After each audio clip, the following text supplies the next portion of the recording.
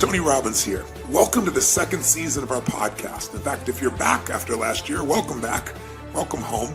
And if you're not, let me tell you what this podcast is about. I'm obsessed. I hope you are too. I'm obsessed with wanting to find the answers to what makes the difference in the quality of people's lives. I've always been fascinated to see people that have been given everything. You know, tremendous love in their family, tremendous education, economic advantage. They're looked out for in every way. And oftentimes the people you give the most to are become emotionally or psychologically weak, not strong. Often they find themselves fighting their way in and out of rehab, even though they had every kind of love and support you can imagine. And then you see the opposite, don't you? You see people out there that life has just stomped all over, who've been abused mentally, emotionally, physically, sexually, anything you can imagine. And yet, rather than live in the story, which they have every right to do, something inside of them won't settle. Something inside of them is so hungry, becomes so driven, because the pain, the disappointment, the frustration doesn't stop them, it drives them. And they create the most extraordinary lives, not only for themselves, but they become an inspiration to all of us as well. I'm also equally passionate about business, and a lot of this, 75% of the people that come to my live events are business owners, because I think people who want to live life on their terms are attracted to what I do, because they're looking for what are those edges. And where I found those edges to help people grow their business 30 to 130% or more, what's gotten me to be able to coach multi-billionaire clients like the Mark Benioffs of the world from Salesforce.com, or Peter Guber, who owns the Golden State Warriors basketball team, the LA Dodgers. He's got 52 Academy Award nominations. Paul Tudor Jones, one of the top 10 financial traders in the world. The reason I've got to coach them is because I have found answers from the very best on earth. I didn't make them up. And so the purpose of this podcast is to bring you the greatest minds that I know of in the world, the people I consider to be mentors and friends who have insights that can truly change the quality of your life and your business. Now, this podcast, even though I'm passionate about it, almost never came to be because I got a challenge, probably the same one you do, time. It's like when my team came and said, we'd love to have you do a podcast. I was like, guys, are you kidding me? I'm running around like a crazy person. Approximately every 4 days, I'm either on stage or on a plane or a train and a helicopter in direction towards one. I go to 12 to 15 countries a year. I see about 200,000 people last year, to give you an idea. And, I also have 18 companies, 12 that I actively manage. And of those 12, we have more than 1,000 employees on 3 continents and 6 different industries, I think 7 now actually. And, and we do over $5 billion in sales. And I started out with no business background and no even desire to do it. But I did have an obsession with wanting to find a way to do more for other people than anyone else is doing, to find a way to add more value. So I want to bring you those people. And of course I want to do the podcast, but it's like, where do I do this in my spare time? And so I first told my team no. But then, people kept talking to me about a program I used to do called Power Talk. And I did it for about half a decade, where at that stage of my life, I interviewed all these brilliant people, and it's still a favorite product for many people. And I thought, well, I could do this. I could bring the greatest minds to you if I could get some leverage. And so last year, the way we did it is we created our co-host who did the actual physical interviews. I set it up and gave people the frames and the follow-up. And that was Anna, and she did an amazing job. I'm very grateful to her. But this year, I'm going to do some of the interviews as well, and I want to mix it up.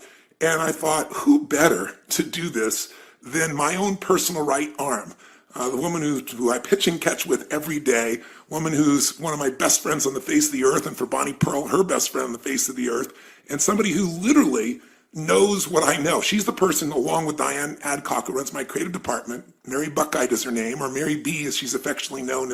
All the different partners and employees and associates we have all over the world. Mary is the person that we're constantly brainstorming together to figure out how are we going to take this message and tighten it, how are we going to strengthen it, how are we going to get through to people here in China, different than people in Australia. And so we literally have times we travel the world together with our mission, and we have times that it's 24/7, those nights, those all-nighters as well. So I thought she would be the perfect person to do this, because there's also not somebody who knows me better, knows my thoughts, can help me extend this and get this information to you, but also not anybody on the face of the earth that I respect or love more as well. So with that ado, let me introduce to you, and I should give you your background for 1 second, then I'll introduce you to Mary. And that is, she was a Division I extraordinary athlete, captain of her team in soccer, and tremendous softball player. And then she left that to go to work with ESPN. And literally, she launched so quickly. They gave her some of the most important interviews. One of the first interviews she did was with a young man just coming to the NBA called LeBron James. So they gave her some really interesting and challenging pieces. And then after 8 years there, she left to go work with a gentleman who's one of the world's great adventurers, who literally explores the earth everywhere. And she got to explore all the corners of the earth with just a brilliant man. She has a great and varied background, but her heart, her soul, her commitment, and her mind and brilliance, I want her to be our co-host here. So here she is, without further ado, Mary Buckeye. All those compliments, Tone. And really, I'm just like human Velcro to you. That's my biggest. That's my biggest achievement, is living this life in your shorts pocket, traveling everywhere with you and Bonnie Pearl. Yes, you are my Velcro friend, and you read my mind, so I'm very, very grateful. So let's talk with our team here in this first podcast, and we're going to do a part of this together, and then I'm going to leave it to you. But let's start with, let's talk about who this is and why are we bringing this person out for our interview for the first part of this second season. I am delighted to tell you why, Tone, because this is a human being who is a graduate from Brown University, and not a standout athlete in one sport, but in three. And again, at Brown, which is not exactly a safety school over there in Providence. So graduated with a degree in psychology. We love to talk to her about picking the brains of other human beings. She herself then went on to become the #1 triathlete in the entire world, even though at age 23, she says she still could basically only swim to save her life. Never had any technique, coaching, training, never got in the water, never got in a pool.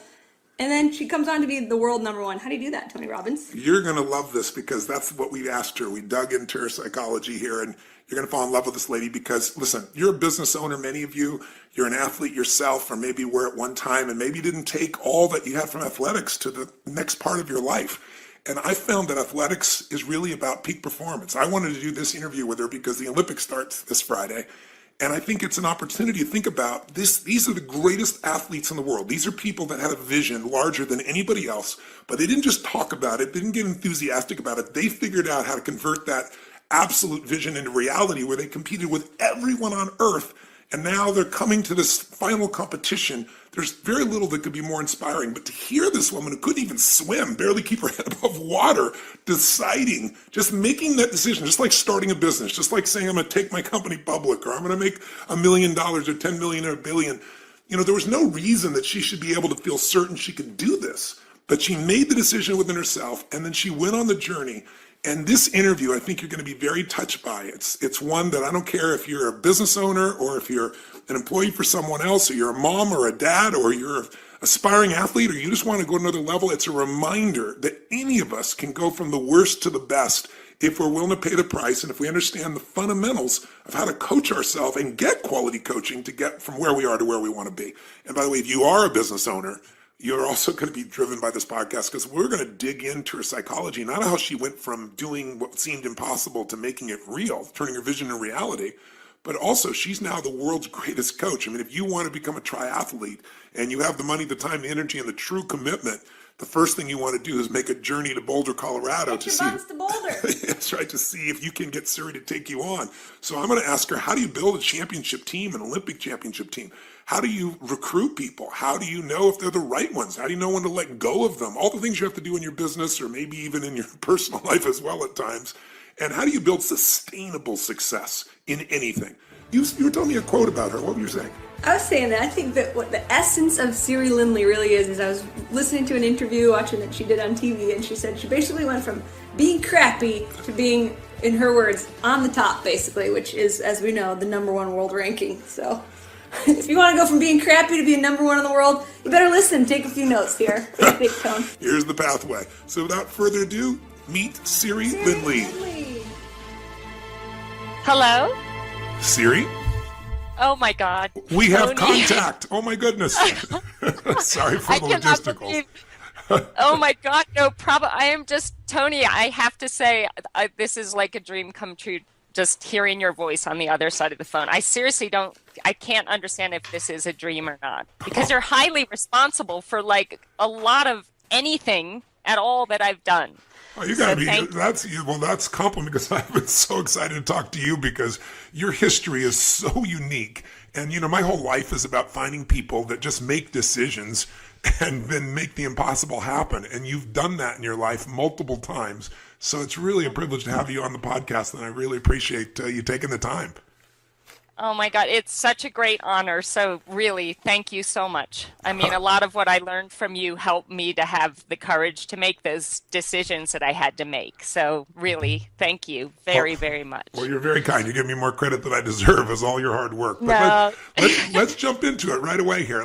I've kind of done an introduction in advance of you here to kind of save you some time, but let me just repeat it for those who might just be joining. You are a human being that has done things most human beings would think would be impossible. You go to Brown, you're a 3-sport athlete. Give me the genesis of this decision, because, a lot of our listeners are business owners, and they've got to make decisions where they can take what seems to be impossible and make it possible. It's the same metaphor. They've got to build teams. They've got to recruit people. They got to know who are the right people. They got to figure out how to inspire them and motivate them to follow through. They got to build a culture.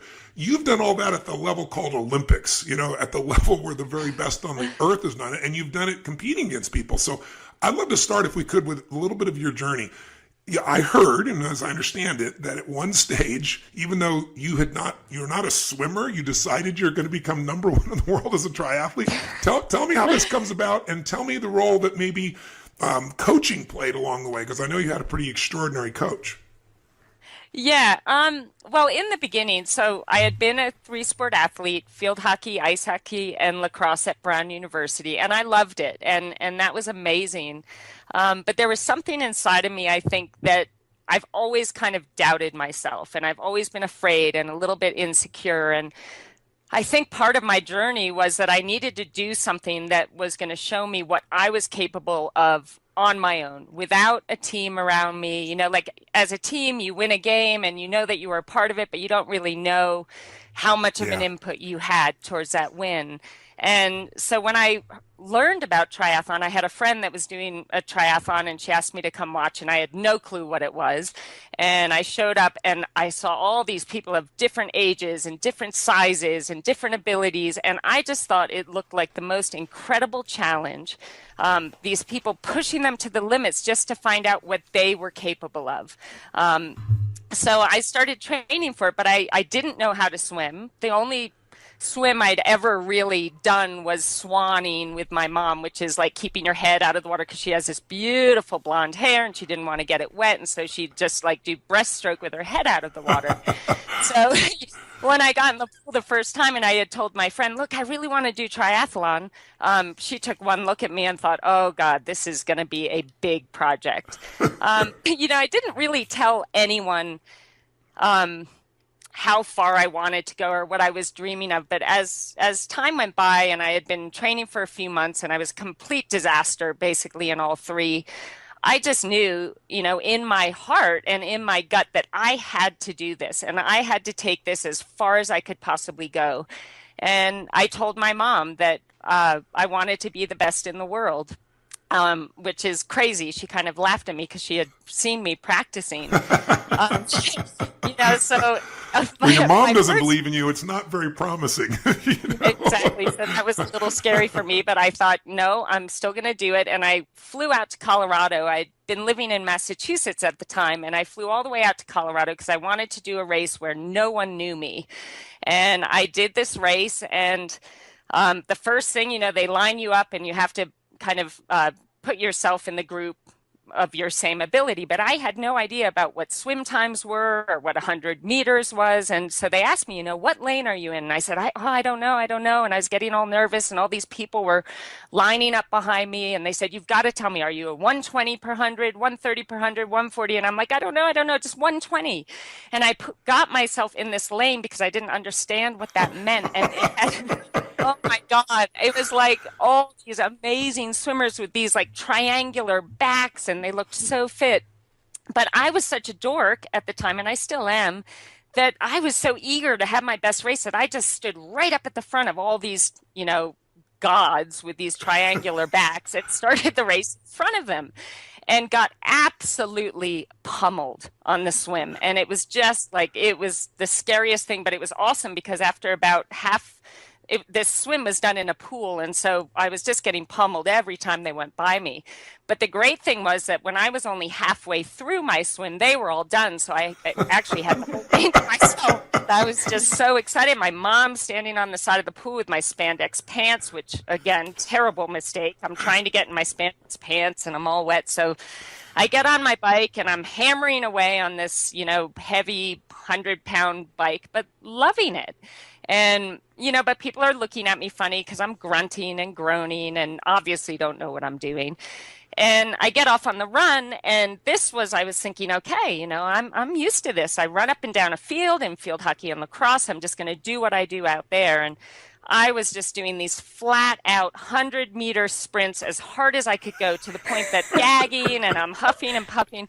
And I covered the whole 5K like that, just these 100-meter sprints followed by a gag and didn't notice a thing. I crossed the line. I was just so thrilled. And my mom was there. She had packed up everything in the car and she's like, okay, let's go. And I said, wait a second, the awards are at 1:00. Like, we can't leave now. And she looked at me like, oh my God. My daughter was like, of course I didn't get an award. I was literally, probably last place. And I got home that night. Well, actually, that day I was just on cloud 9. It was like the greatest challenge of my life. And I'd just been totally inside myself the whole entire race. But that night I got in bed and I closed my eyes, and suddenly all the disgusted looks on the people's faces, like watching me like, oh my God, why is that girl even trying to do this? Like, look at her. That's so embarrassing. And oh my God, she's got a spandex pant halfway down her leg and the other one up by her, and all the faces that I didn't really pay attention to during the race, but suddenly they were all flooding back into my mind. And I just broke down in tears. I was so upset. And I went into my mom's bedroom and I woke her up and I'm bawling. And she said, I know, honey, it's okay. Like, there's so many things that you're good at. Don't worry about it. I have never wanted anything so bad in my life. Wow. And it was in that moment that I just, in stating it to her, I already knew in my heart. But there was just something about being so terrible at something, and all my insecurity, I was able to put it away during the race, but it all kind of came back with the looks on people's faces and that memory. And that actually really, really motivated me to just want to become, first of all, just proficient in this sport that I so desperately wanted to be good at. Well, you just hit on, when people ask me what is the single most important ingredient of the most successful people I've ever met in the world, and everybody wants to know, like, what's the one thing? And of course, life, it's never just one thing. But if you had to pick one, I don't care if it's, Sir Richard Branson or Serena Williams or Hugh Jackman or anybody who's the best in the world at what they do, it's hunger. And you just described that again. I always share with people, intelligence is so incredibly valuable. Physical strength and skill is so valuable. But there are a lot of intelligent people who can't fight their way out of a paper bag. It's that hunger that makes you just go far beyond anything you can imagine. Where does that hunger come from in you, do you think?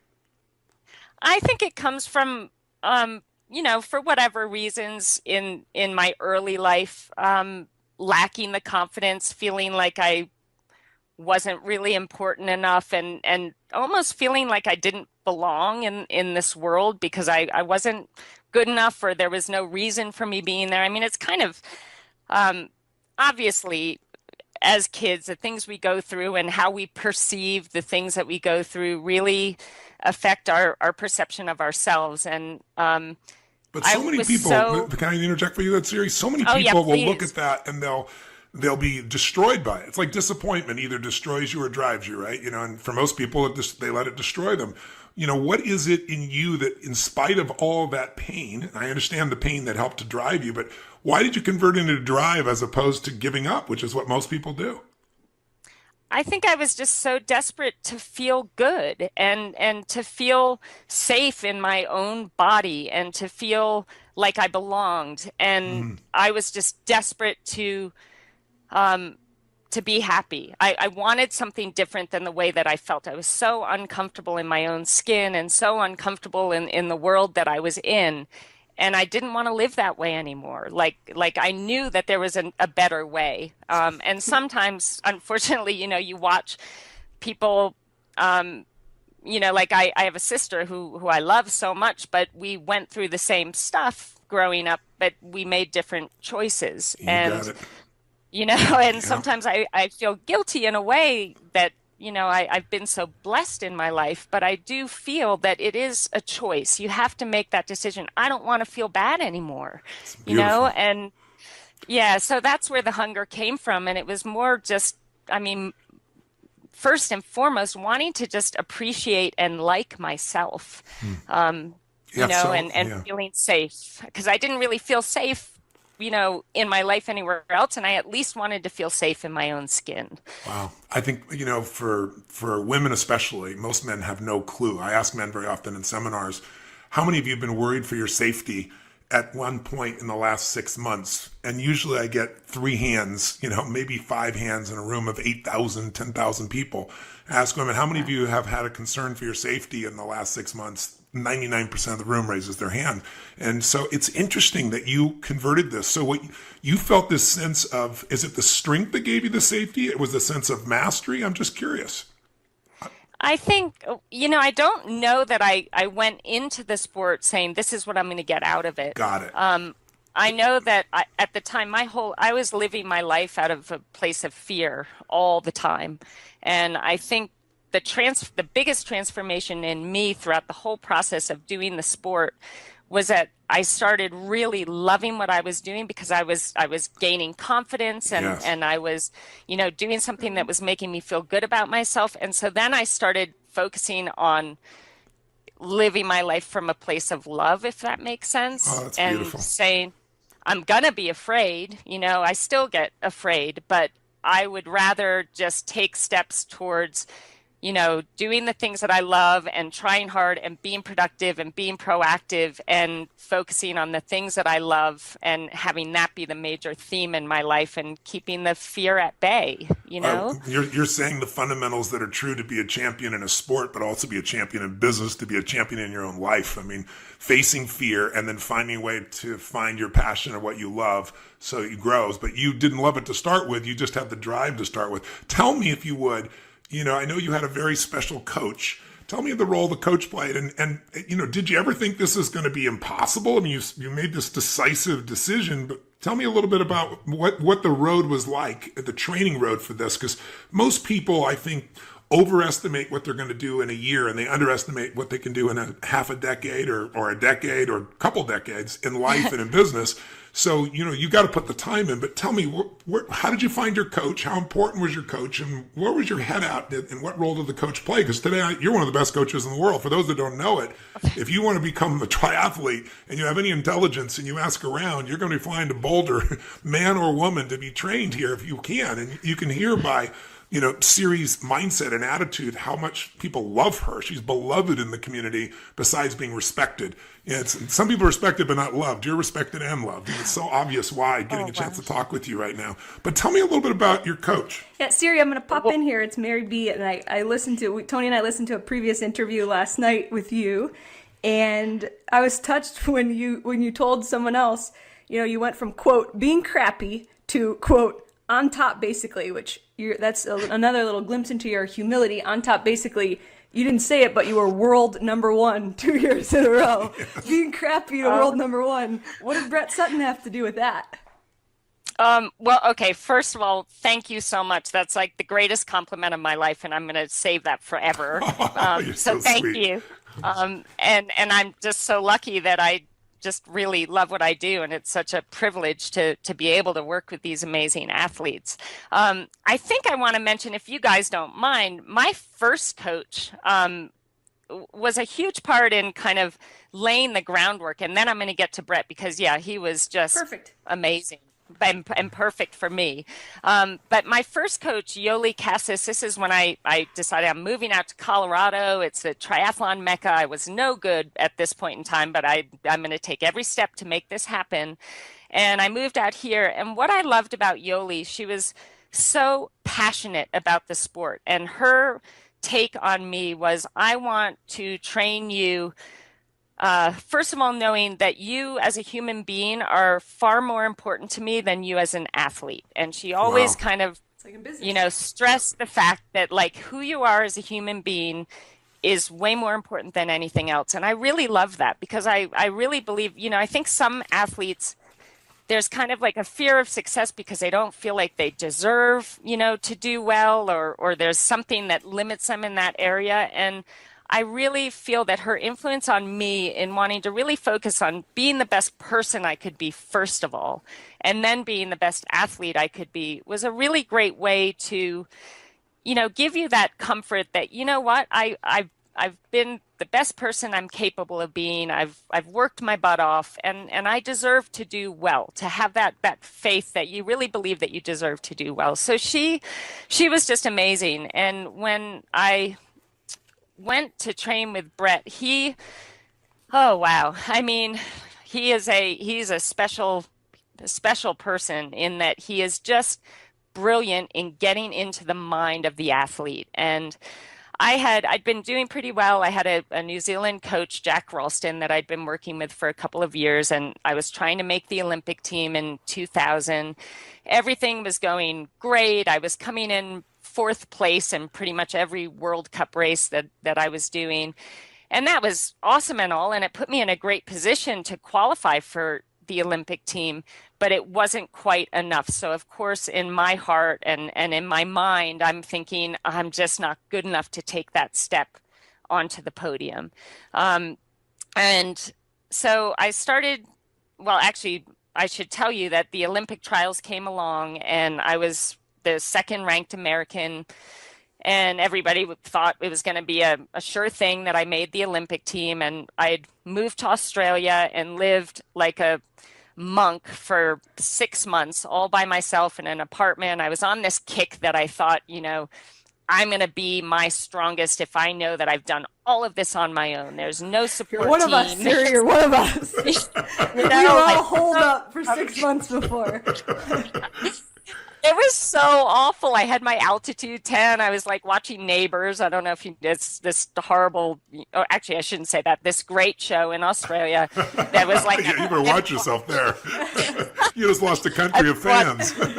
And I love Australia. But no, it was a show that entertained me every night. And I'd eat my dinner. I'd get in my altitude tent and I would visualize the perfect race. Every single night, my goal was for 365 days, I was going to visualize the perfect race on the exact course that the Olympic trials were going to be on. And the problem with that, I mean, there's a lot of problems with this whole scenario. Number one, I'm someone who thrives on love, and I thrive on my family and my pets and all of that. And I don't know why I felt that all had to be put aside for me to prove how strong I was on my own. But I did that, and I felt like I needed to do that at the time. But when I got into the Olympic trials race, the gun went off. I dove into the water, and within 200 meters, somebody had swum right over the top of me and dunked me under the water, and I lost touch with that group, the front swim group. Oh. And in my visualization for 365 days prior, this never happened. I literally choked. I mean, I was swimming as hard as I could and not even moving. Came out of the water near last. I got on the bike, which at the time I was feeling the strongest I'd ever been on the bike. I was just dropping further and further back. So as hard as I was going nowhere. And this was a really pivotal moment for me because, after the race, everyone's like, what happened? Are you sick? Did you have a flat tire? And I knew in this moment it was so important for me to be accountable to me and to acknowledge what really happened. And that was that I choked. I had made this race the be all end all for me. It was everything I ever dreamed of. Was just purely focused on me and making the team, and it was too much. And, it just got the best of me and I froze, and that was my Olympics. I didn't qualify. Well, I qualified as an alternate, but I wanted so much more than that. But I think in acknowledging what happened, that really allowed me to move forward. If I had tried to fool myself and make up an excuse as to why things went wrong, I think I just would have, I wouldn't have gotten any better. So I acknowledged that I choked. And at that point, another one of the athletes that I used to race against, Loretta Harrop, who's Australian and watches Neighbors. She felt really bad for me. I think she knew how badly I wanted it. And she wrote me a letter and said, look, if you come and train with my squad and my coach, I know he can turn things around for you and help you achieve what you deserve to achieve. And so I wrote him right away. I thought, wow, this is an incredible, honor to be invited. And I wrote him, and all I got back was, you need to get here in 1 week to Switzerland. I'm the boss. I'm going to think for you. And, I don't know, I should have it in front of me to read it. It was very powerful. It was very scary. And so I flew home to the United States and literally, packed my bags and moved out to Switzerland to train with Brett Sutton.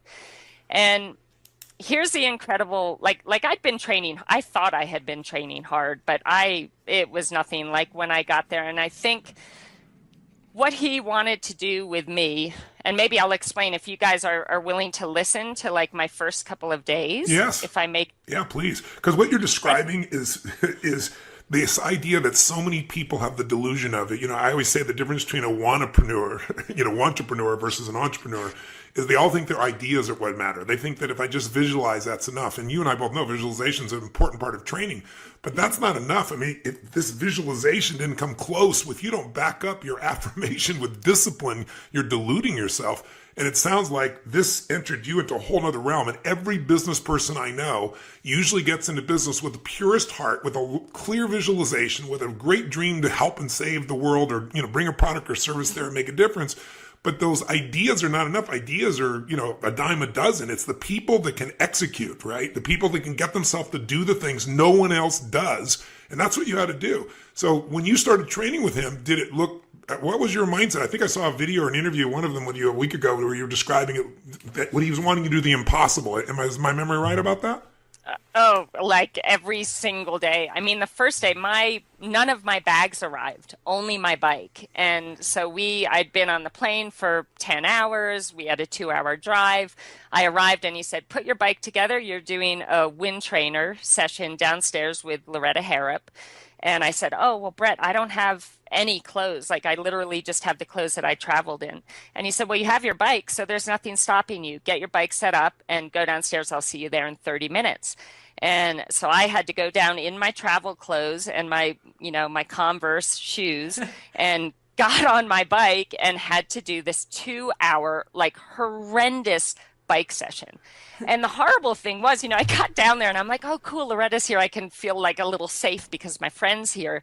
And I walked into that room. She didn't even look up at me. She had her head down. She's hammering away on the turbo, doesn't even say hello, doesn't like laugh at the fact that I'm in my travel clothes riding my bike. She just ignored me because she was in the middle of the session. And I'm like, oh my God, I'm so taking scared. every ounce of herself just to get through it, probably, right? Yeah. And I guess, that's what I learned. That's how we do things. It's laser focus. You do the session, you get it done.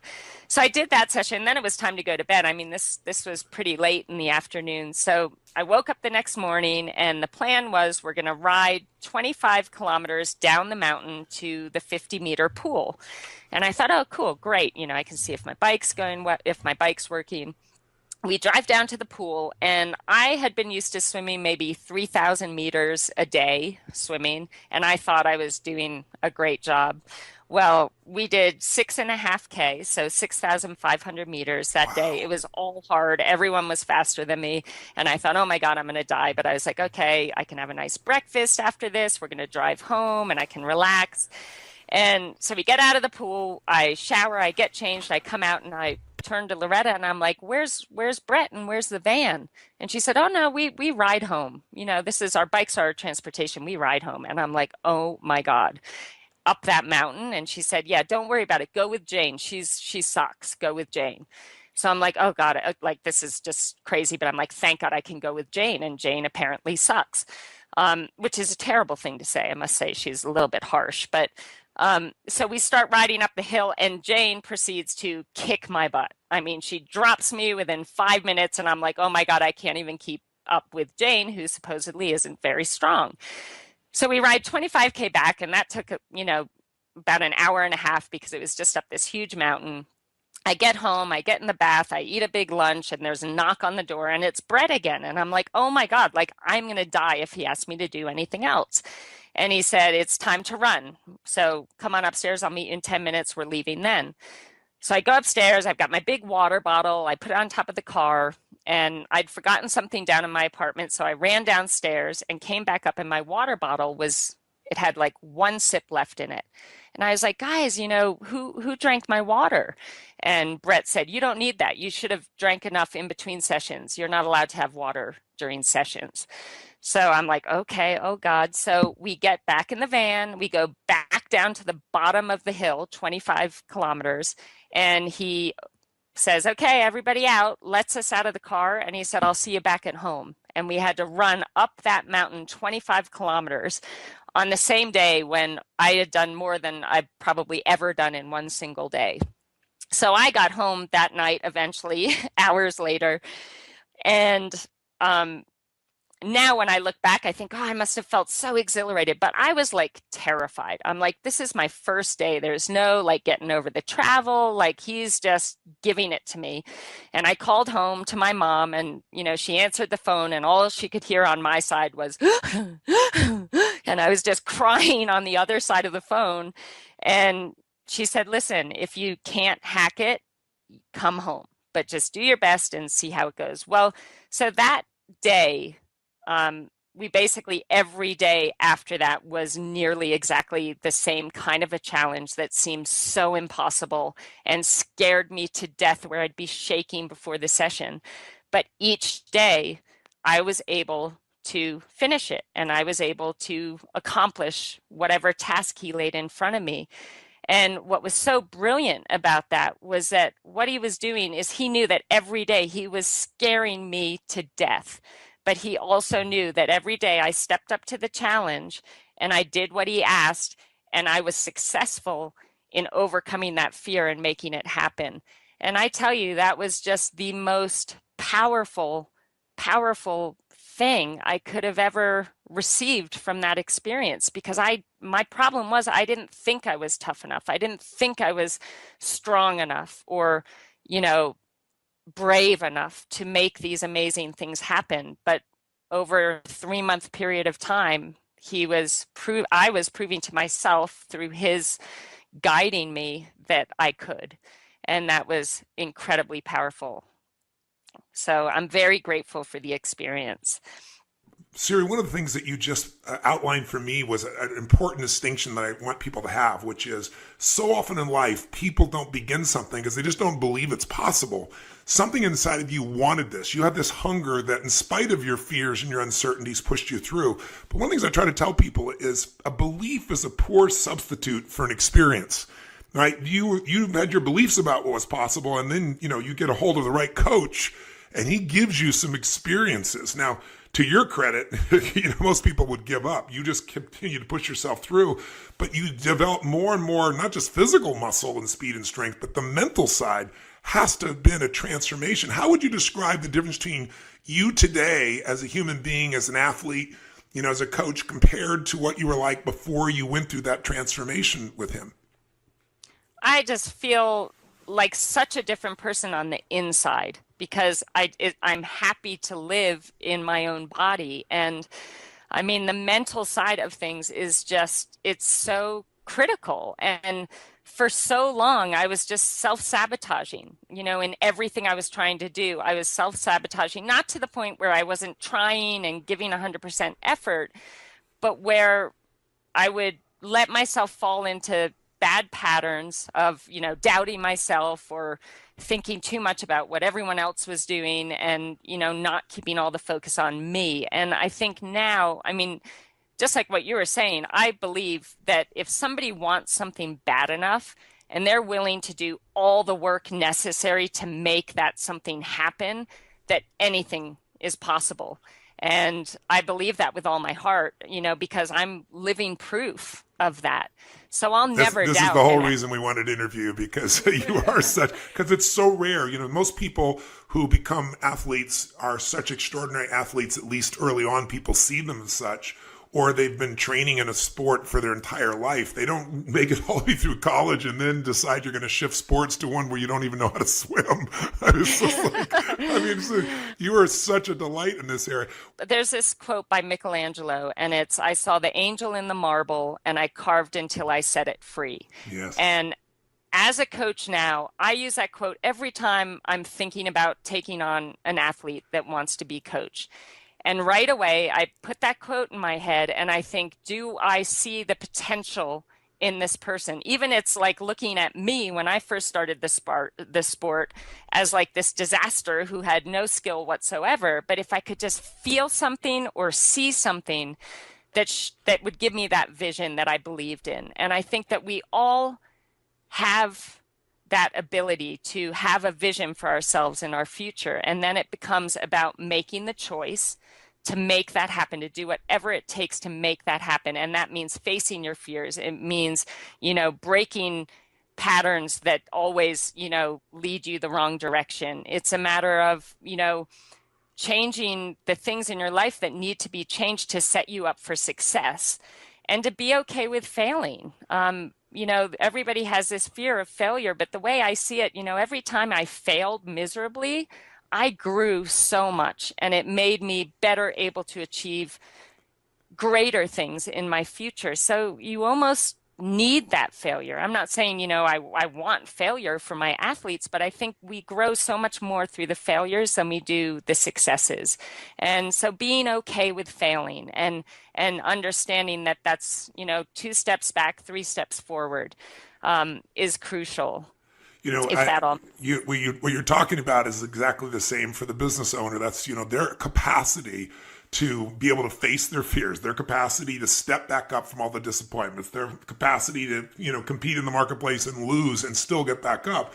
I mean, you and I both know that's everything. But I think so many people relate to athletics, but they don't relate it back to their own lives very often. They just look at you as this super extraordinary human being. But you're bringing up another question that I want the listeners who own businesses or are part of anything. One of the things we have to do is decide who we're going to spend time with. And in business, we got to decide who we're going to hire. And so, what do you think that he saw in you there back in Australia that was making him willing to bring you on, even though, quote, by your description, you're a disaster? He must have saw something else.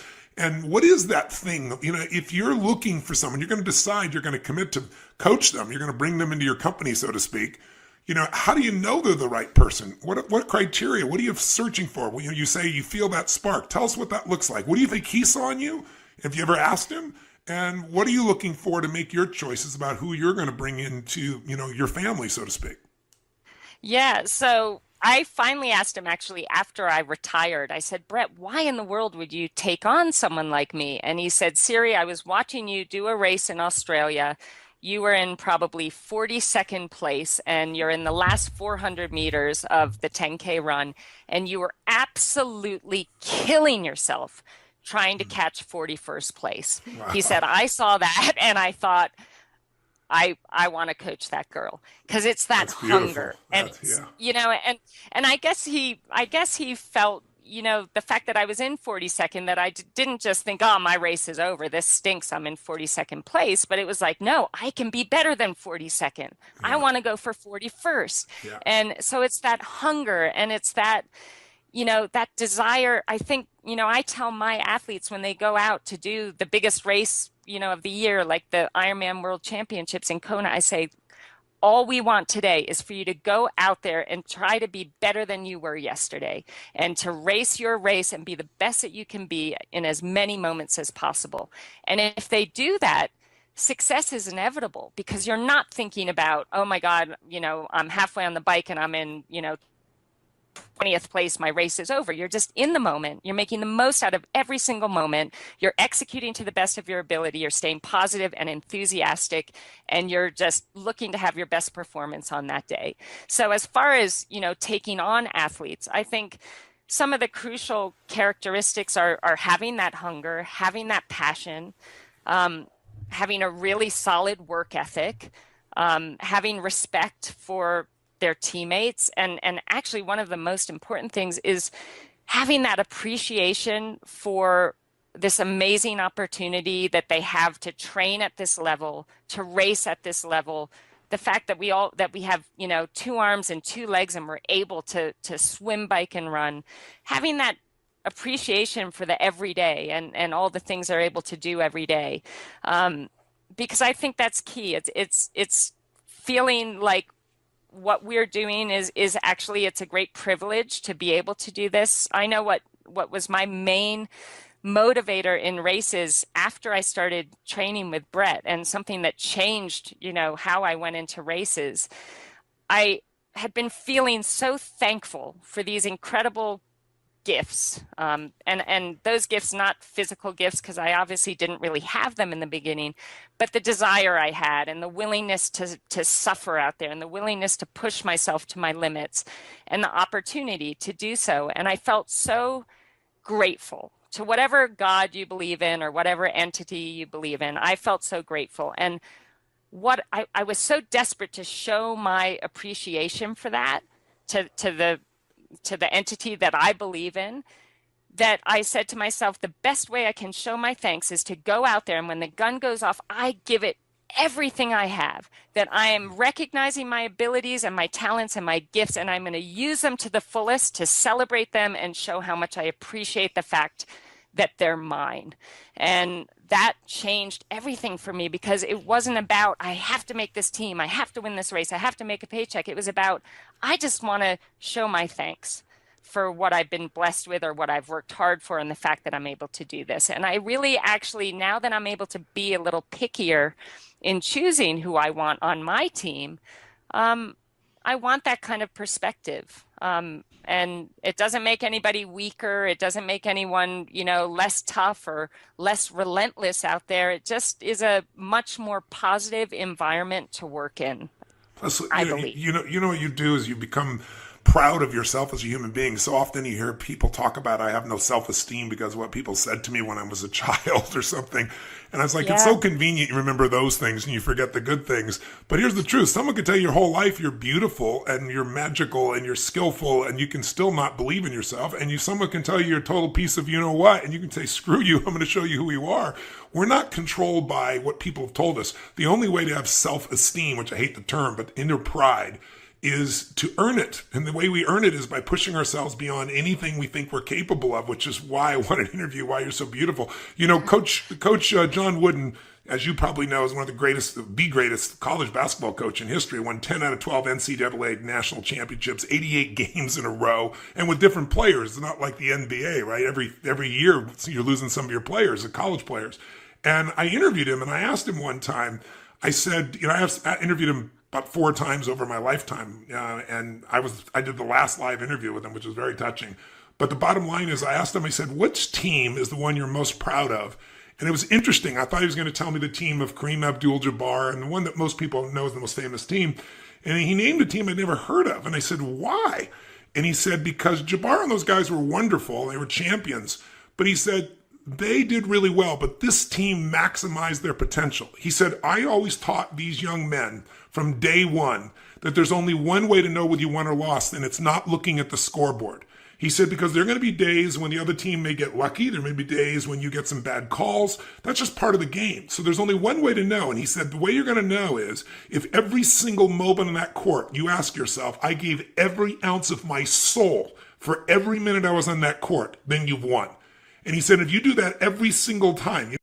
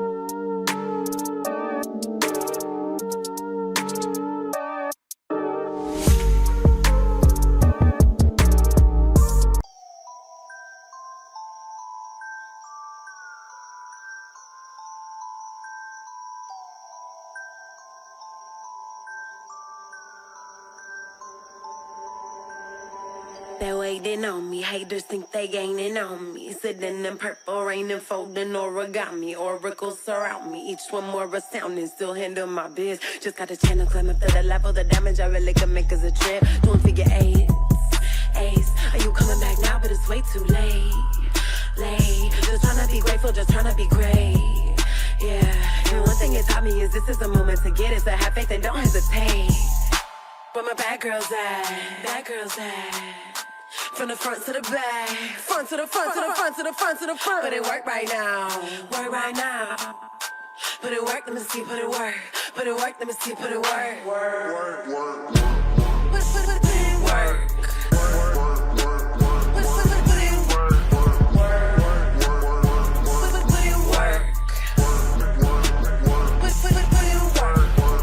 Never land, never let my feet touch the floor. I just flow in my zone, you can't touch us though. Keep it moving, UFO, I just got to go. I can't touch the floor. Take that, break that with a bit. Don't focus on anything but giving everything you have. He said, more often than not, you're going to have the highest score. He said, but most importantly, he said, you will know what victory is. If you got the highest score and you didn't give your all, you lose. He said, the way I taught these men is what we give, we keep forever. What we fail to give, we lose for a lifetime.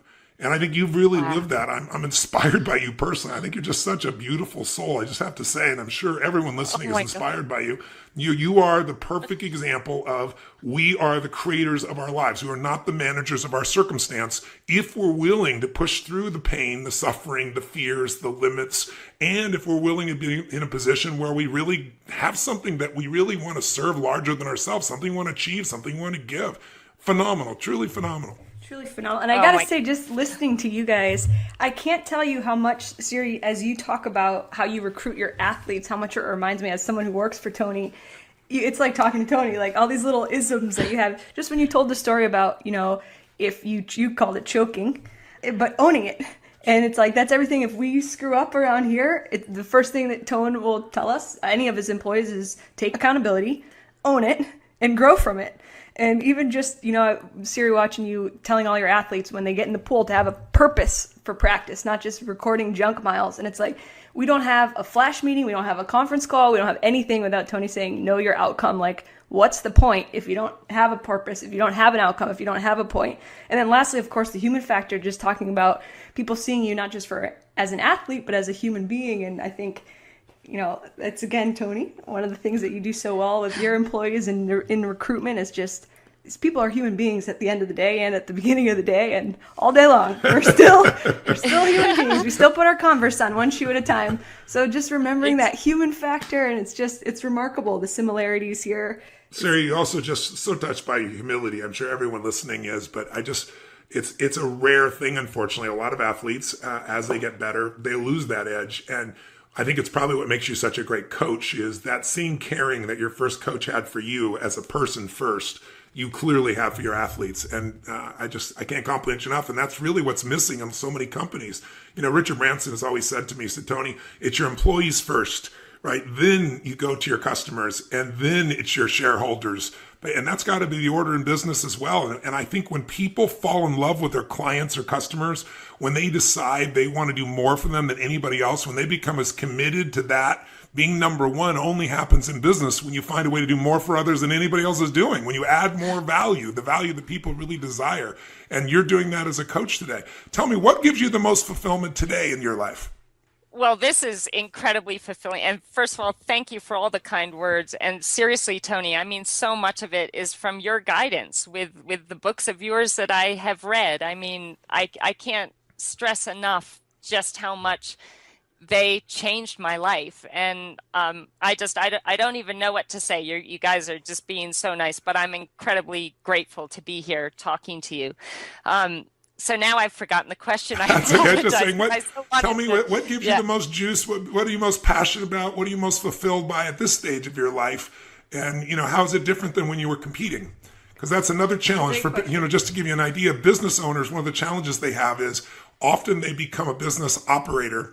They're so doing everything in the business that they lose sight of the vision. They lose sight of what they're doing, and they never grow the business. You can go, to give you a metaphor, to a hamburger stand. You can come back 20 years later and the same guy's got one hamburger stand, and then somebody else has grown 100 of them, right? And maybe sold them. Yeah. They had a different vision, right? They didn't stop at some place. So I'm just curious. I know you've never stopped. I'm curious, what's different for you today? What fulfills you most today? What are you most passionate about today? And how is it different than when you were competing? In other words, instead of just running my business day to day, maybe I can elevate to a different level where I have more freedoms in my life, but I'm still really fulfilled. I'm still kicking butt. I'm just looking for that metaphor or that example in you in this area.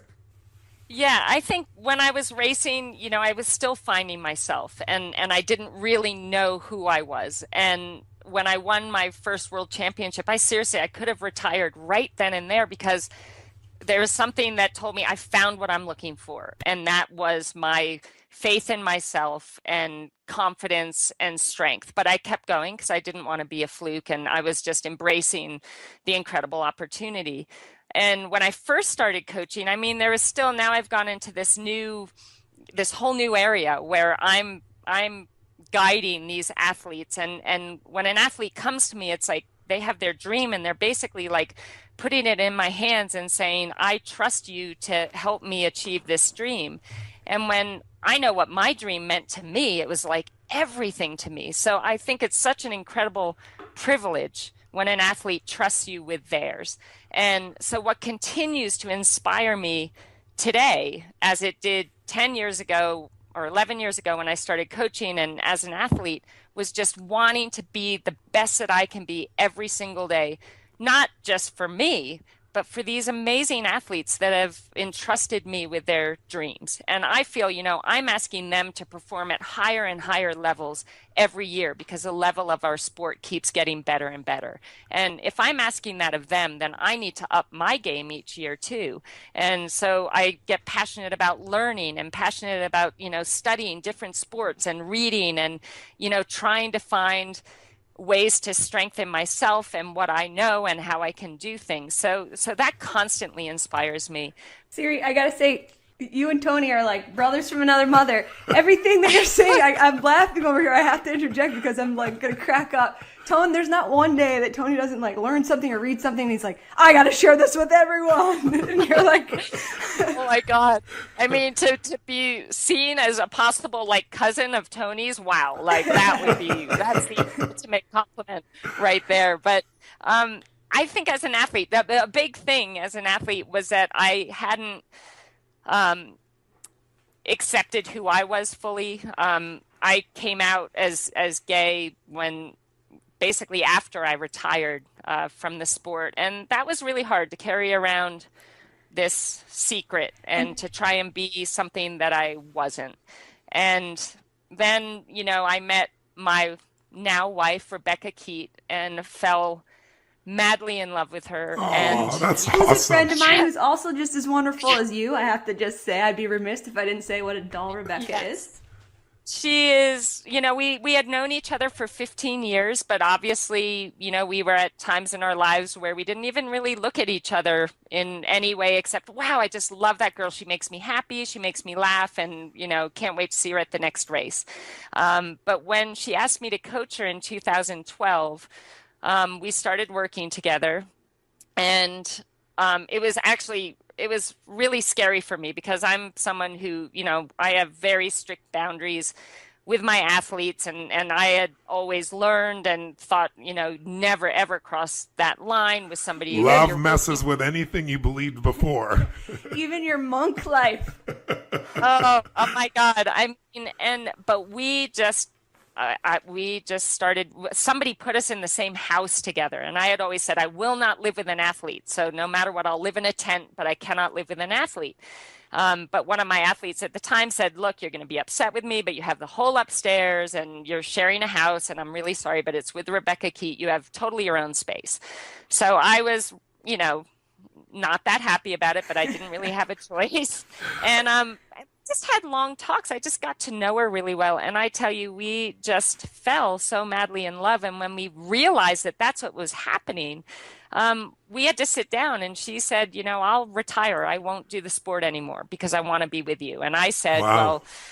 well, I wouldn't do that because I didn't want to let down these athletes that rely on me. And I said, well, I need to sit all of them down and talk with them about it and let them, voice their concerns or ask me questions. And we did that. And everybody was so incredibly supportive because I've had a lot of, I don't want to say bad luck in love, but I've made bad choices and I've been really hurt. You've learned.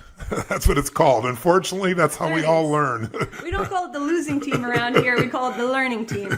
And that's my favorite thing. You're either winning or learning. So yes, I totally agree with you. And I really had kind of almost come to the point where I'm like, I love my life. I love my job. I love my animals. And I don't need to find anyone. But when you find a love, and this is a love that as even a 4-year-old kid, I can remember thinking about, God, I don't know if I actually consciously thought these exact words, but it was like I wanted a love where I felt safe and I felt appreciated and somebody that made me happy. And I just never had that. And I almost thought that it wasn't possible. But as Beck and I started spending more time together and falling in love, I thought to myself, you know what?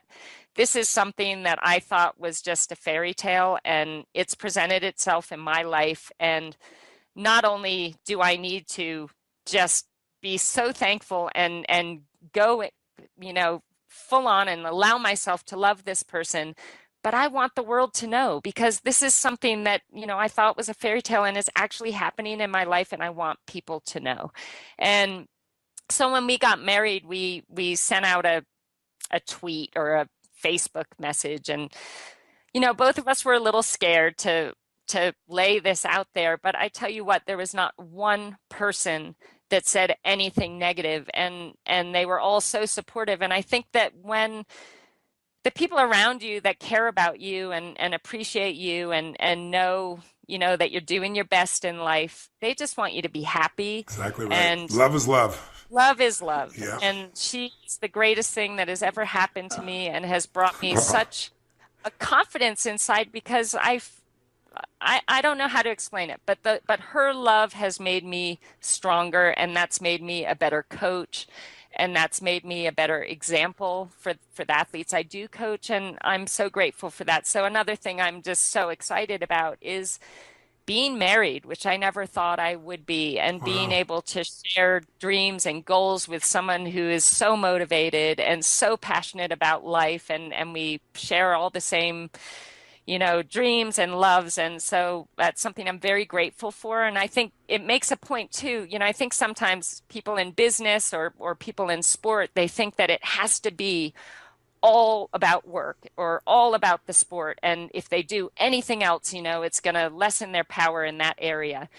I think I've found that the more I kind of take care of myself too, yes, the better coach I am for my athletes. That the times when I have just been it's all about them and I can wait, I'm not going to take care of myself. They come first.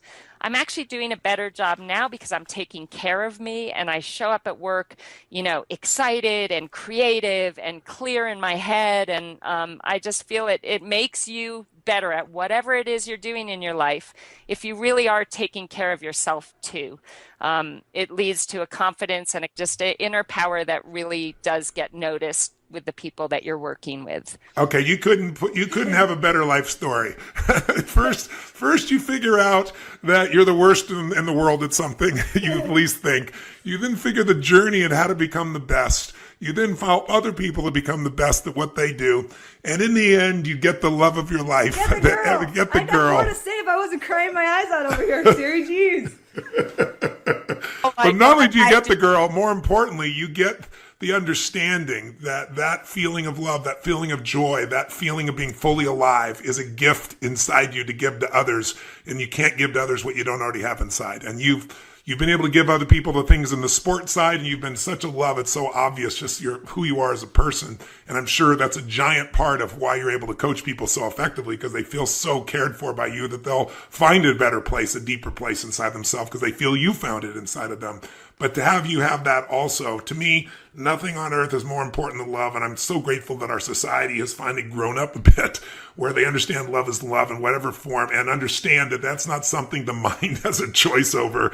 That's something that comes from inside the heart and soul of a human being. So good on you and good for you. And I'm so thrilled that you've got the love that you deserve. And I can only imagine how much of that love you then pour into your athletes and how they pour that into their sport and to themselves and into their families.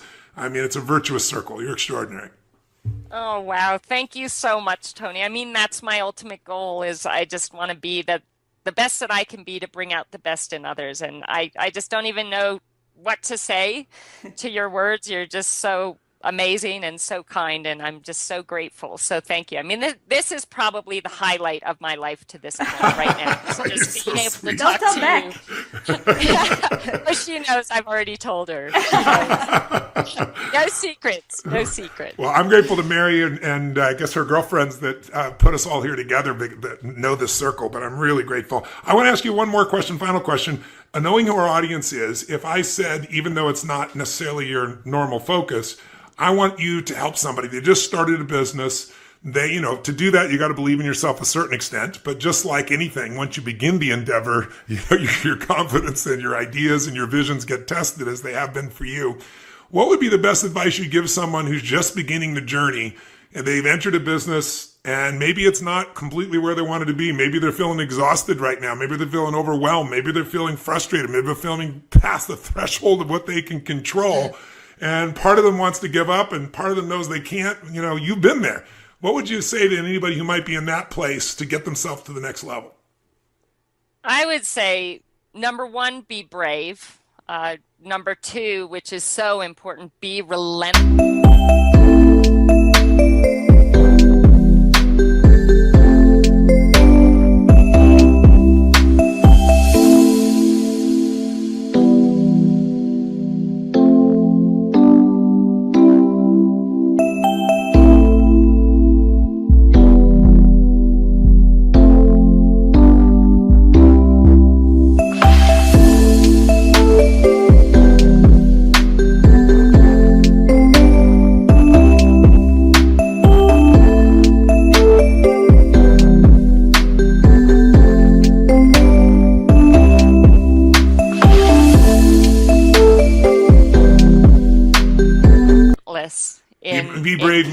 Be brave meaning do what you're afraid of, or give us your definition of being brave. Yeah, so be brave, even though you feel afraid or you feel uncertain, that uncertainty is a great catalyst to making things happen. So get comfortable with the uncertainty and be brave knowing that if you're going to put in everything you have towards making this work, it will happen. But you need to be resilient.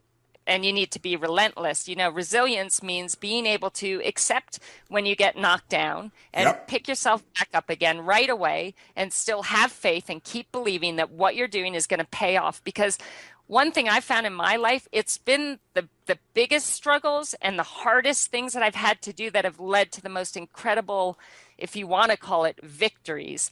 And I've never actually had a great victory where everything went perfectly. So me either. It's such an important point. That's so true. Never. And so, Never. Be resilient, get knocked down, but you get right back up again and be relentless in your pursuit of making this happen because it will happen. And I believe that the universe, on purpose kind of makes it harder for you to find out if you really have what it takes to follow through with what you want to be doing. So, be brave, which also means believe in yourself, believe in your vision, be relentless, be resilient, and embrace the process. There's no greater gift, I think, than for me being able to look back at where I started. We were just talking about the other day, Tone, about how a secret to look at how far you've come, that gap of how far you've come instead of the gap that I think people often look at. That's a good thing for our listeners maybe to catch on to. Mary and I were talking, bouncing ideas back and forth, how to get across to people that a lot of people in life spend their life in so much stress and they don't feel fulfilled because the gap they focus on is the gap between where they are and where they want to be.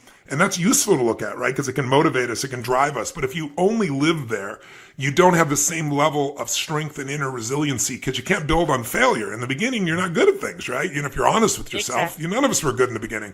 And then what happens is gradually you can swap to a different gap and you can gap back. And what I tend to do is make sure that I look back and go, can you believe this is where we are now? And I gap backwards to where I started. And I go, my first speech, is the biggest disaster in the world. My first time trying to start a little company. My first time trying to do this, trying to figure out how, I could make, $1,000 being able to do something. And I just got $1 million to speak for 3 hours. It's like, there's a bit of a gap there. But if I got It's forward, amazing. if I got forward only, then I'm always feeling like I'm not where I should be. And that puts people where they're achieving, but they're not fulfilled.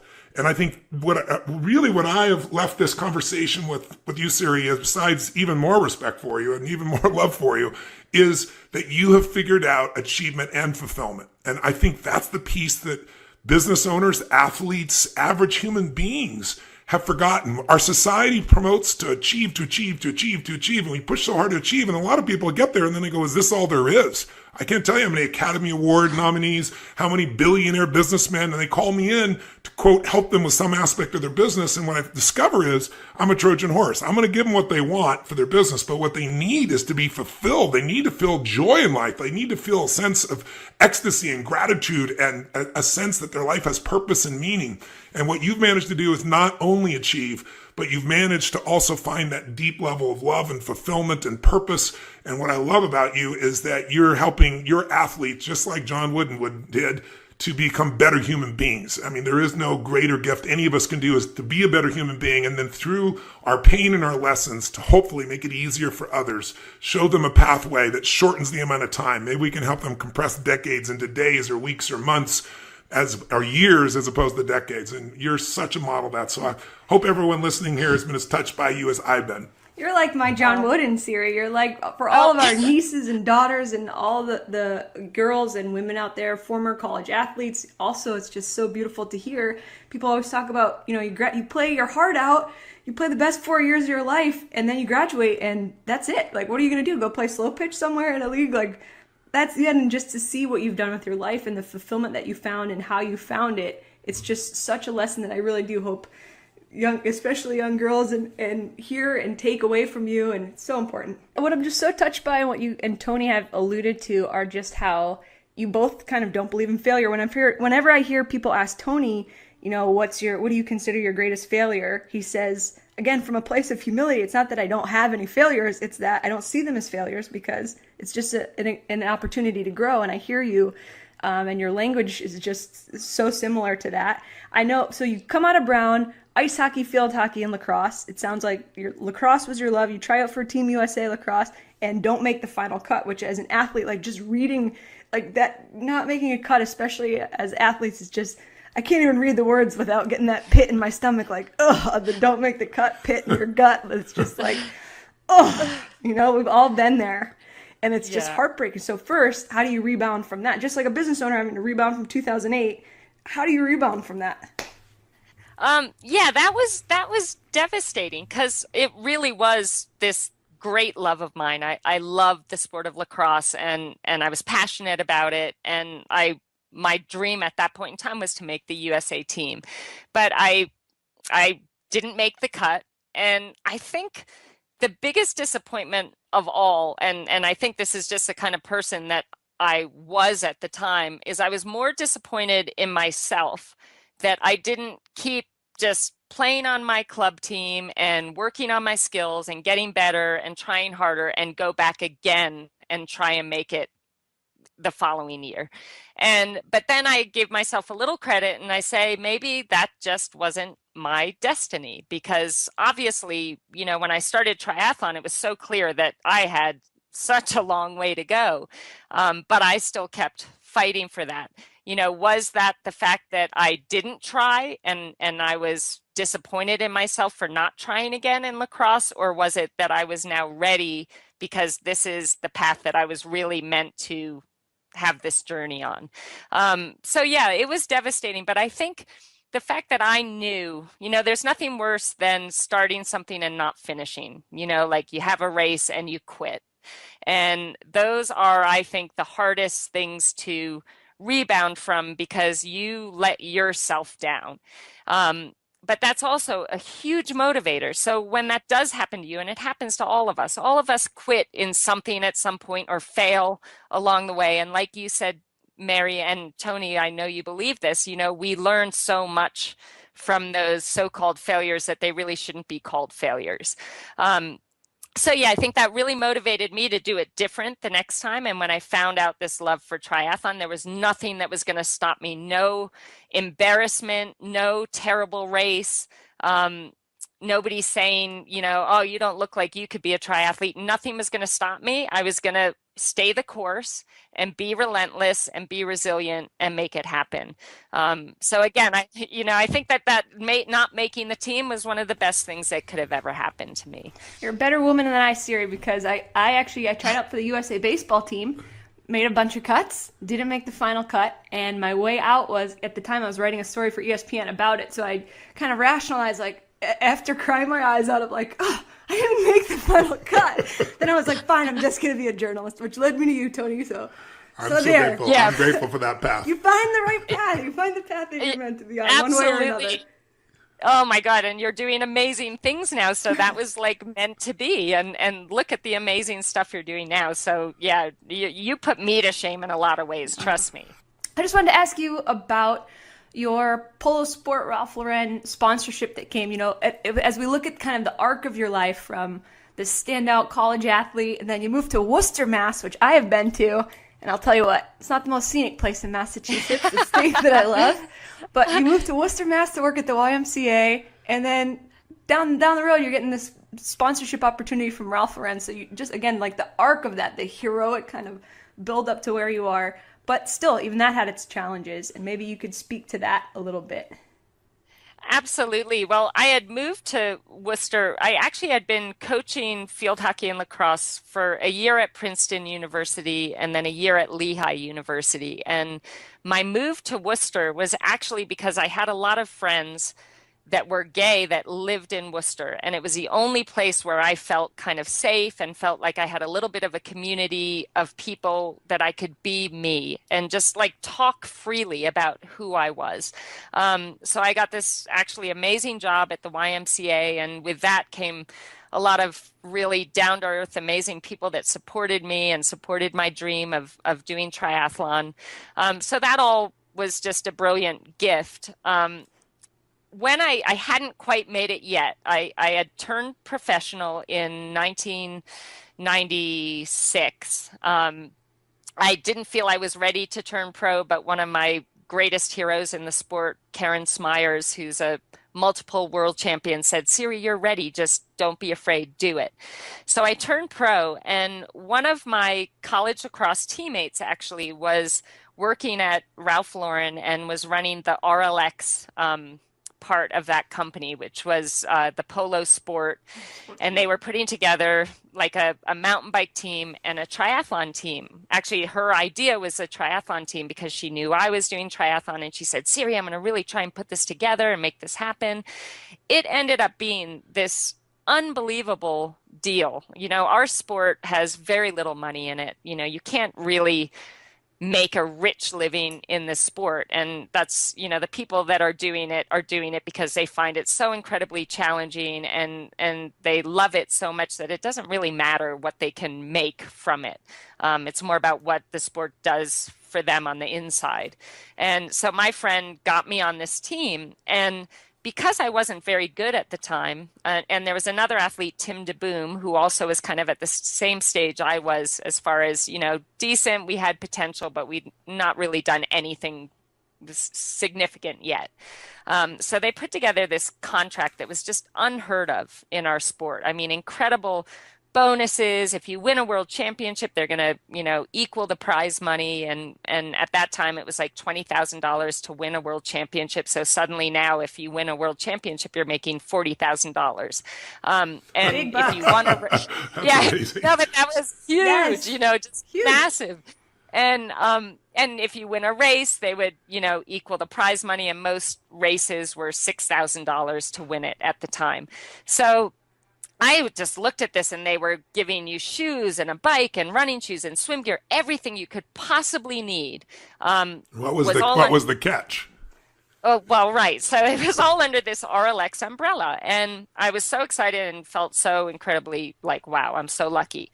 I went for my interview in New York City, and I was so excited to see my friend. That went great. But I sat down with the person that was in charge of the team, and he didn't outright say what the point of this story is, but he said to me, he said, okay, two things, very important. You need to grow your hair long, and you need to get a boyfriend.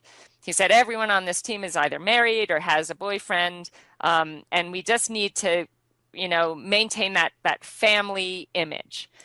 And Oh boy. right at the time, obviously, I'd been living in Worcester and I was finally really kind of building confidence enough. I'd turned pro, building confidence enough to walk out of that closet for the first time. But I left to be me, which was really just was starting to feel so good. But I tell you what, I walked out of that meeting and I walked straight back into the closet and slammed the door shut behind me. And I For how grew long? my hair. Oh, I mean, the rest of my career, basically. And I went so far back into the closet that by the time I retired from the sport, I actually got engaged to a man the year after I retired. And because I was still in that kind of brainwashed into thinking this is who I need to be. Ultimately, what happened with RLX is, they didn't expect either me or Tim to do as well as we did. And we both won a world championship that year and we won a lot of races. And this was totally unexpected. But that's what happens when you actually get support, that really can help you move forward. And they, after that year, the following year, they said, oh, there's a clause in the contract where we can, get out of this agreement whenever we want. And they actually sent that to me in November. So that kind of meant that going into the year where I was the current world champion, I had no sponsors. So that was hard as well. But the lasting effect of that comment, you're thinking, this is where I can make a great living. These people are willing to support me, but they're only willing to support me if I fit into that image that they're looking for. And so that made me feel less than, like, I can't be gay. That's going to prevent me from leading the life that I so desperately want to lead, being successful and being respected. And so it was really hard on me. And it took until a few years after I retired to say, you know what, I just can't do this anymore. I'm not in the sport anymore. And maybe I'm taking the chance that I've seen all the success I'll ever have in my life because I'm going to be who I want to be, but I'll take it. That's the ultimate success, though, isn't it? Being who you really are, no matter what anybody else thinks or experiences. I mean, what would be your advice? I mean, this just kills me to see human beings who, have to hide who they are. And unfortunately, more and more in the United States and other parts of the world, we're seeing a change. There's plenty of parts of the world where, you can put to death for something of this nature. It's just, human beings being human beings. It's insane. But what would your advice be here today to someone who is struggling with, coming out? Would you do it the same way again, after 10 years of, going backwards? And would you go through that? Would you step up? What advice would you give? And I can't wait to hear it, Siri, because I have to say I sat in Tony's Unleash the Power Within seminar in 2006. That was my introduction. And there's a process where you write down your limiting beliefs, the Dickens process. And Tony kind of tells a story of his previous limiting beliefs of, everyone, the generalized limiting beliefs of humanity. Either I'm too young or I'm too old or I don't have enough money or I don't have the resources and for me, I was sitting in there and you write it down in your notebook and then you share with the person next to you. And I remember thinking, like, my biggest limiting belief, or one of them, is like, I'm gay. Like I can't be like this to either my family or my future employers or like, and then I was like, I can't even write this in my notebook because after I write it down, I'm going to have to share with the guy next to me. And I don't even know if I am really ready to like have this be a conversation. And I think it's just like when you have that struggle of like, I don't even know who I am. Like, it feels like it doesn't feel so esoteric to say I don't know who I am when you're like, when you're so strong-willed, and I am too, that there's a part of me that's like, screw it. I'll just marry whoever they want me to. Like, it's not even in a lay down or like a concession, but it's just like, well, if it's the achievement. It's like, if this is what's going to help me achieve this, then sometimes I think we just kind of go blind and it's like, yeah, just you force it one way or whatever. I don't know, Siri. What would you say? Yeah. Well, you're so right. And in a sense, we're rejecting ourselves in that moment and pretending to be something that we're not. But I would totally do it differently now. But I think that it was so important that I did go through that because, I think it's my duty now that I am where I am, to share that with people that are willing to listen. And I think that my story can hopefully help other people feel a lot more confident in being who they are. Because one thing I found, and you can even see it in like amazing people, Ellen DeGeneres is someone that I just look up to. And once we she love her came as out, well. Yeah, we love Ellen. She's a dear friend.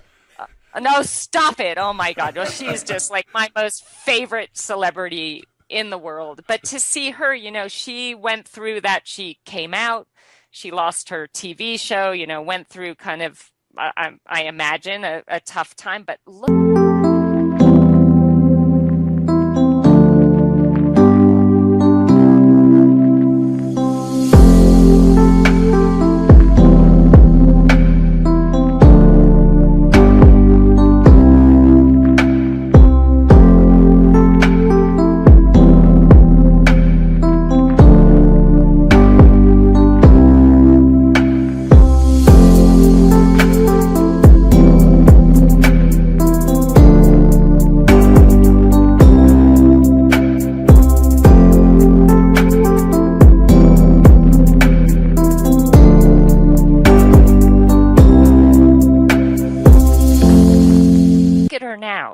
And I feel that when we accept ourselves for who we are, and when we decide, you know what, I'm going to celebrate who I am and be who I am and not let anyone tell me that they don't agree with it.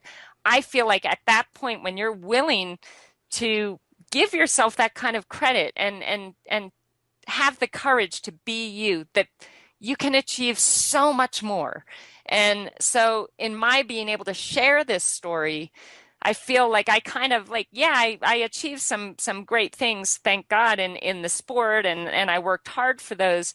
But I feel like your possibilities in your life and what you're capable of achieving become so much greater when you are free and you can be you and you can be authentic and you can, really give all of yourself to the people you choose to have around you and the people that you are, sharing life with. So I think so maybe I wouldn't change the way I went through it, but but I like being able to, I'm writing, actually my book is coming out in September. And one of the things I really wanted to put in that is that how we were in our past doesn't have to be our story forever. Like, you may be in a place that you're not proud of. I wasn't proud of the fact that I was completely in the closet and literally brainwashed myself to actually get engaged to be married to a man when I knew I was gay.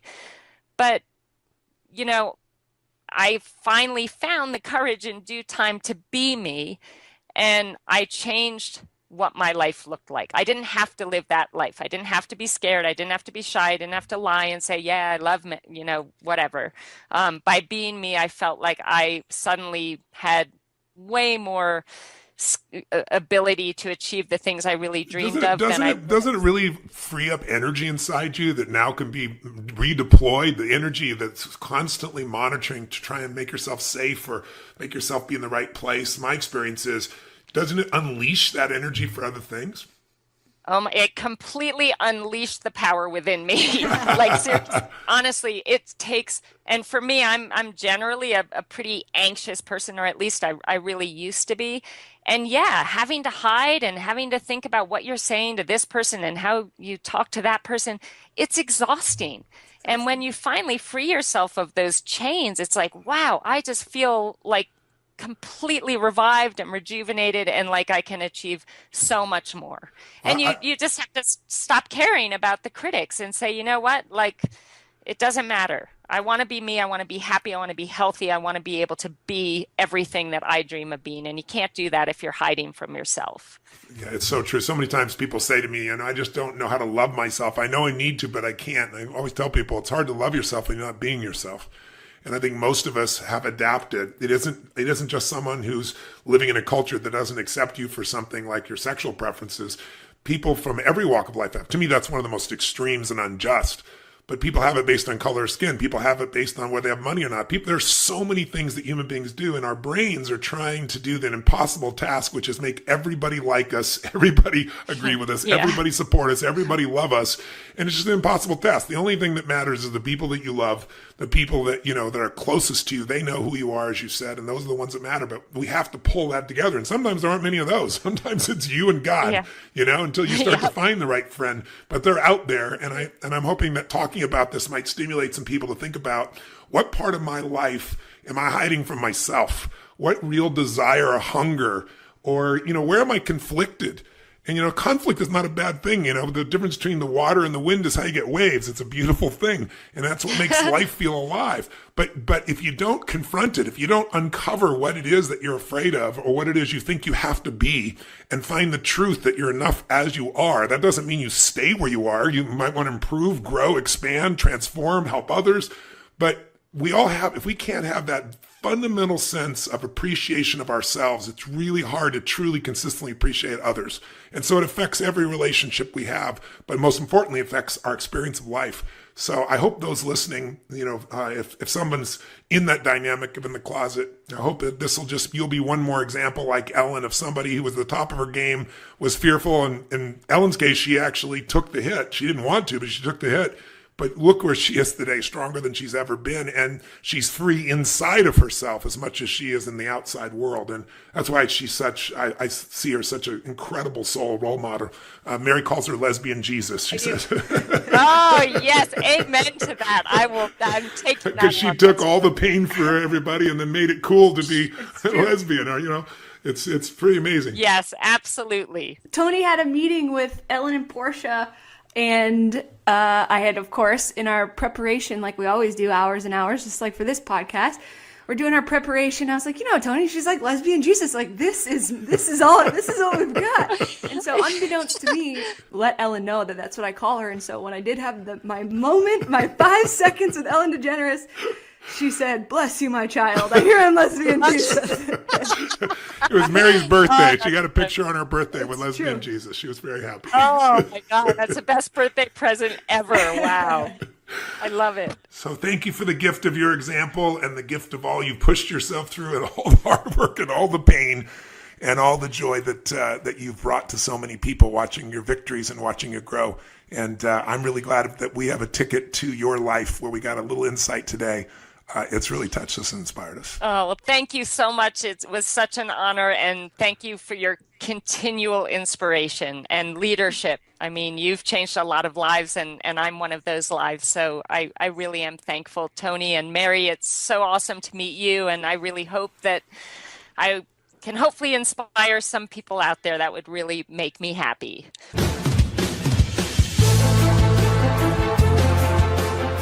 Well, you just spent 45 minutes or an hour, whatever we cut this down to, with an extraordinary soul. And I hope it inspired you as much as it did to Mary and myself. I mean, anyone who listens to this woman is reminded of the truth. And that is, we are not managers of the circumstances of our life, that we have the ability to be creators, that we can create our life on our terms if we get a clear enough vision, if we can inspire ourselves enough, if we can overcome the fears and limitations within this mind and push through the pain. Then anyone on earth who wants it can have an extraordinary business, an extraordinary life, an extraordinary family, an extraordinary level of inner pride that comes when you master yourself and you don't settle. That's my takeaway from it. I'm very inspired by it. I hope you are too, with your business, with your life, with your family. Mayor, what would you take from it? Well, Ton, first of all, since we're on the road so much, I'm not going to cop out anymore when I don't pack my sneakers at the hotel room, and I can't even make it down to the little hotel room gym to like lift 5 pounds.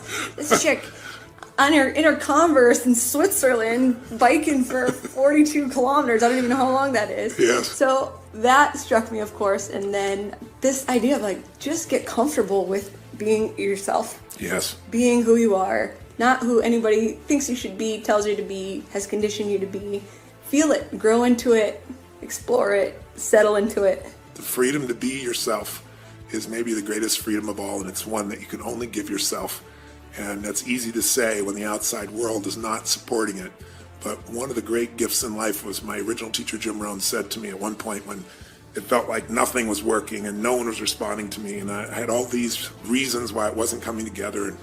And he just looked at me and he said, Tony, if you will continue to love, if you will continue to grow, if you will continue to give, your gifts will make room for you. And we all have gifts. And it's beautiful to see this woman's gifts. And I hope her gifts have inspired you to reclaim more of them today, every day, and to create the life that you deserve. God bless. We'll look forward to seeing you at the next episode of the podcast. Till then, live strong and live with passion.